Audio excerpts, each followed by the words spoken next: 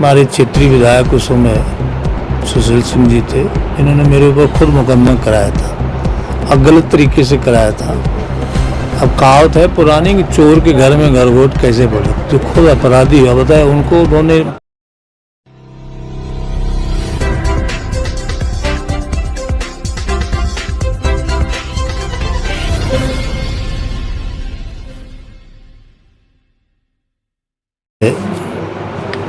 फैसला आया है। पहले 2015 में एक मुकदमा कराया गया था साजिशन। हमारे क्षेत्रीय विधायक उस समय सुशील सिंह जी थे। इन्होंने मेरे ऊपर खुद मुकदमा कराया था और गलत तरीके से कराया था, जिसमें 2023 में जब लोअर कोर्ट से फैसला आया तो उसमें हमें सज़ा दी गई 3 महीने की और कुछ अर्थदंड लगा था।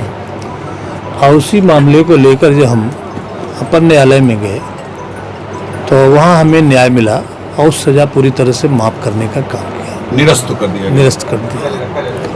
उनके फैसले के जो भी फैसला था उसको निरस्त कर दिया हमने। किस तरह का मामला था एक बार बताएंगे? ये मामला पंचायत चुनाव चल रहा था और उसमें ये लोग पैसा बांटने का काम कर रहे थे। हम लोग क्षेत्र में निकले थे, कहीं कोई ऐसी वारदात नहीं थी। अब कहावत है पुरानी कि चोर के घर में गरगोट कैसे पड़े। जो खुद अपराधी हुआ बताया उनको उन्होंने मुकदमा लिखाया कि हमको ज़बरदस्ती रोका गया, हमला किया गया, जबकि ऐसा कुछ नहीं था। चूँकि सिटिंग एमएलए थे वो, इस नाते अपने प्रभाव के चलते उन्होंने मेरे ऊपर मुकदमा कराया था। आपकी तरफ से आरोप लगा था कि मुकदमा जो है काफ़ी दिनों बाद हुआ था, प्रभाव में आकर कराया गया था और आयोग को किसी भी तरह से भी योजना में पूरी तरह लगा तो नहीं मिले। पूरी तरह से वो प्रशासन को प्रभावित करके विधायक होने के नाते मुकदमा कराया था। अब प्रभावित करने का पूरा प्रयास किया, लेकिन विवेचना में कोई साक्ष्य नहीं मिल पाया, जिससे हमें न्यायालय से राहत मिली। न्यायालय ने हमें बरी किया। आज न्यायालय को लेकर क्या कुछ कहेंगे? न्यायालय का हम धन्यवाद करते हैं, सम्मान करते हैं। हम लोग हमेशा, हम समाजवादी लोग न्यायालय कानून में आस्था रखने वाले लोग हैं। जो भी उनका फैसला आया है हम उसका स्वागत करते हैं, धन्यवाद करते हैं। विधायक जी के द्वारा एक प्रेस वार्ता किया गया था, क्या कुछ था इसमें? देखिए, वर्तमान विधायक सकलडिया के खिलाफ एक मुकदमा उस समय के तत्कालीन विधायक सकलडिया 2015 श्री सुशील सिंह के द्वारा आरोप लगाते हुए कि उनको रॉन्गफुली डिटेन किया गया, उनके आदमियों के साथ जो है बलपूर्वक प्रयोग किया गया, बलवा करने का प्रयास किया गया, कहते हुए अपने सरकार सत्ता के दबाव प्रभाव में आकर एक फर्जी मुकदमा दर्ज कराया गया था। उस मुकदमे की विवेचना उपरांत आरोप पत्र प्रेषित हुआ, जिसमें लगातार ये न्यायालय पर यकीन करते थे और न्यायालय को फेस कर रहे थे।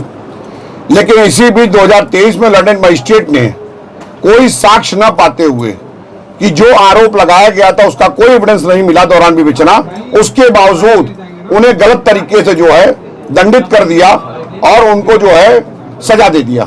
जिस सजा से पीड़ित होके हम लोग अपील दाखिल किए और जिस दिन अपील दाखिल किए उसी दिन डिस्ट्रिक्ट जज चंदौली महोदय द्वारा सजा को स्थगित करते हुए फाइनल हियरिंग के लिए लगा दिया गया।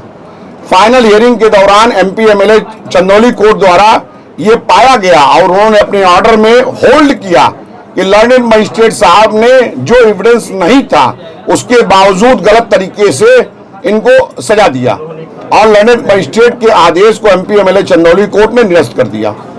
क्या सरकार का भी इसमें हस्तक्षेप था इस मामले में? देखिए, निश्चित रूप से ये लोग जो है कहीं न कहीं से अपने सरकार सत्ता का दुरुपयोग करते हुए कहीं न कहीं से जुडिशरी को भी प्रभावित कर रहे हैं, जिसका नतीजा था कि आरोप पत्र में कोई एविडेंस नहीं था। लोअर कोर्ट के इनके सारे बयानों में मेजर कंट्राडिक्शन था, उसके बावजूद गलत तरीके से इनको सजा दी गई।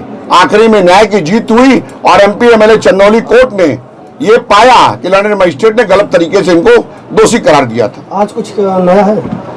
क्या कुछ नया है आज इसी मुद्दे पर कि इनको जो पहले सजा दी गई थी ये दोषी नहीं थे, ये कहीं से कल्पित नहीं थे, लेकिन गलत तरीके से ये खबर चल गई कि इनको ये दोषी थे इसलिए इनको सजा हुई।